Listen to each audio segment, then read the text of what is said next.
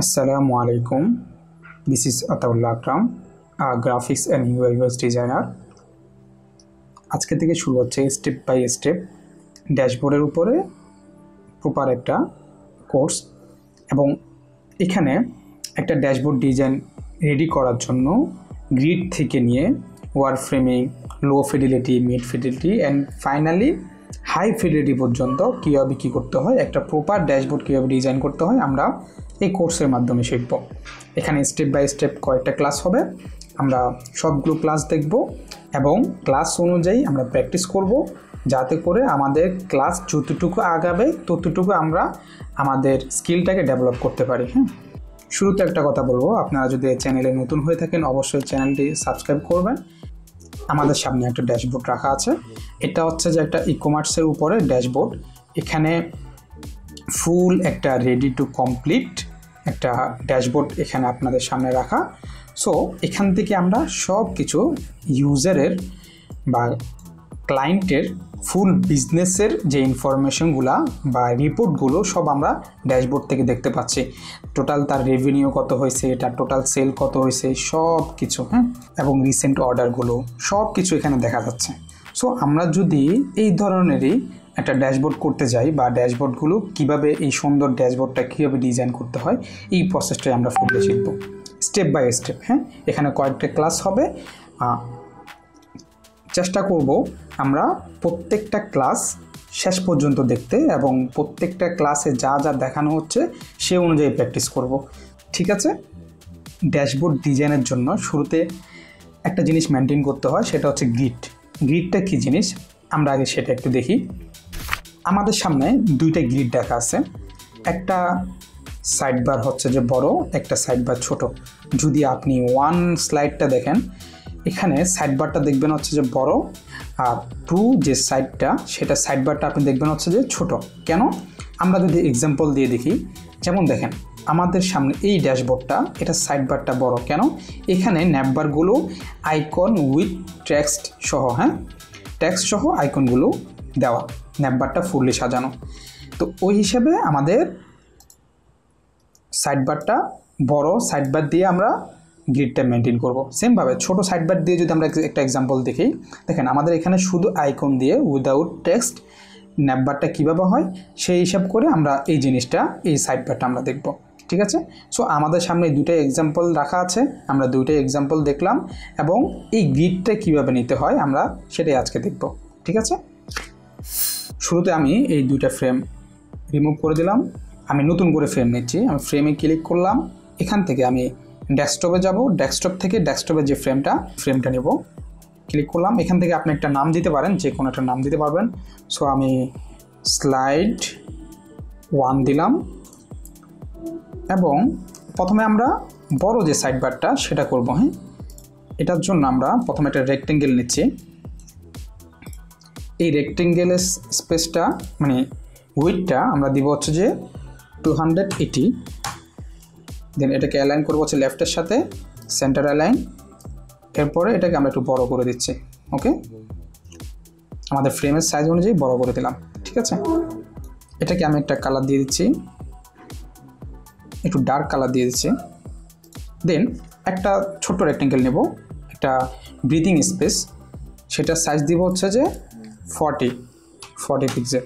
ওকে, so আমি এখানে 40 pixel রেখে এই যে একদম হুবহু এই রেক্টেঙ্গেলটার সাথে মিলিয়ে দিলাম। ওকে, সেমভাবে আমি এই 40 পিক্সেলের রেক্টেঙ্গেলটা স্পেসটা আমি রাইটও নিব।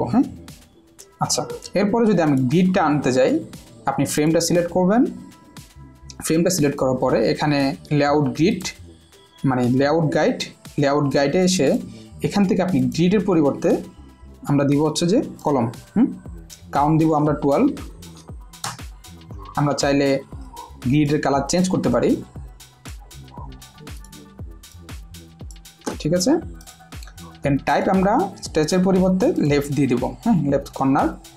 দেন এখানে যেই ফিলগুলো আমরা নিচে থেকে দিব, প্রথমে আমরা এখানে আগে গাটার দিব 24। আপনি জানেন 30 নিতে পারেন, নো প্রবলেম। 24 দিলাম।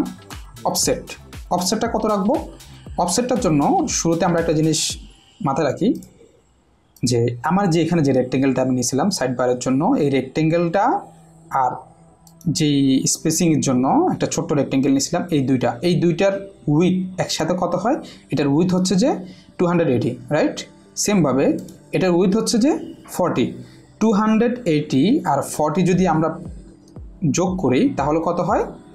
320, রাইট? সো আমরা গ্রিডের মধ্যে অফসেটটাকে আমরা 320 দিয়ে দেবো, তাহলে আমাদের গ্রিডটা এখানে চলে আসবে। হ্যাঁ, আমি এন্টার দিলাম, যে দেখেন আমার স্পেসের পর থেকে আমার গ্রিডটা শুরু হয়েছে, রাইট? এই যে আমি এখানে 4 পিক্সেল 40 পিক্সেল এখানে আমি স্পেস নিয়েছিলাম, স্পেসের পর থেকে আমার গ্রিডটা শুরু, ঠিক আছে? দেন আমি উইথ কত দেব? উইথটাকে আমি এটাকে বাড়াতে থাকবো। আপনি চাইলে অ্যারো দিয়ে বাড়াতে পারেন, কিবোর্ডের অ্যারো দিয়ে বাড়াতে থাকেন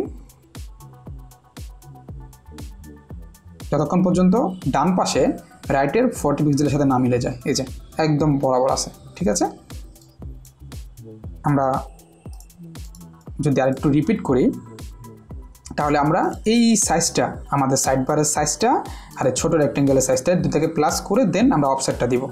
আমরা যদি ছোটো সাইড বারটা করতে যাই, দেখেন সেম প্রসেসেই কিন্তু জাস্ট আপনার এই সাইড বারটা বড়, এই সাইড বারটা ছোটো, ঠিক আছে? আমরা যদি এই সাইড বারটার সাইজ যদি আমরা এখানে 280 পরিবর্তে আমরা যদি 100 করে দেই, আপনি চাইলে 120 নিতে পারেন, আমরা 100 দিলাম। দিয়ে এখানে যে রেক্টেঙ্গেলটা, ছোটো রেক্টেঙ্গেলটা, এটাকে আমরা এটার সাথে মিলাই দেবো। হ্যাঁ, সেম প্রসেসে আমরা চাইলে গ্রিডটাকে আমরা ডিলিটও করে দিতে পারি, চাইলে আমরা এখান থেকে কাস্টমাইজও করতে পারি। ওকে, আমরা এখন অফসেট দিব কত? এখানে অফসেটটা হচ্ছে যে যেহেতু 100 আর 40, তাহলে 140। হ্যাঁ, আমরা 140 দিলাম। এই যে আমাদের এটা বরাবর হয়েছে। সেমভাবে আমরা উইথটাকে এখান থেকে অ্যারো দিয়ে বাড়াতে থাকবো, ঠিক আছে? এই যে একদম বরাবর আসছে, ঠিক আছে?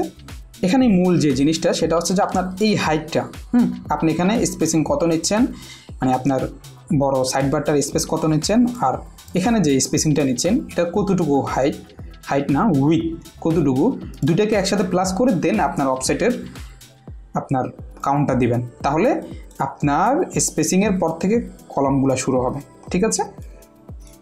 তাহলে আমাদের গ্রিডটা নেওয়া হলো। আমরা গ্রিডের মধ্যে চাইলে আর একটু কাজ করতে পারি। আমরা গ্রিডটাকে চাইলে এখান থেকে একটু কালার চেঞ্জ করতে পারি।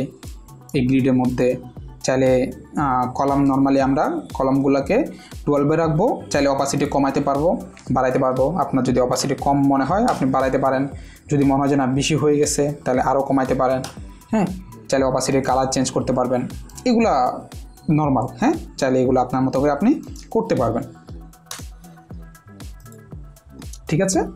সো আজকের ক্লাসে গ্রিডটা আমরা কীভাবে প্রপারলি নিতে হয় আমরা সেটা দেখলাম। এই গ্রিডটার উপরেই আমরা আমাদের ড্যাশবোর্ডটা ডিজাইন করব। ওকে, সো আজকের ক্লাসের মধ্যে আমরা শুধু গ্রিডটা দেখলাম। নেক্সট ক্লাসে আমরা ওয়ার ফ্রেমিংটা দেখব। ওয়ার ফ্রেমিংয়ের মধ্যে দুটো ধাপ আছে, একটা হচ্ছে যে লো ফিডেলিটি, একটা হচ্ছে মিড ফিডেলিটি। দেন আমরা দুটোই দেখব, এরপরে আমরা আস্তে আস্তে সামনে আগাবো, ঠিক আছে? স্টেপ বাই স্টেপ সামনে আগাবো। সো আপনাদের কাছে যদি ক্লাসটা যদি ভালো লাগে অবশ্যই লাইক করবেন এবং সাবস্ক্রাইব করবেন যদি সাবস্ক্রাইব না করে থাকেন। ভালো থাকবেন, দেখা হবে ইনশাল্লাহ নেক্সট ক্লাসে। আসসালামু আলাইকুম।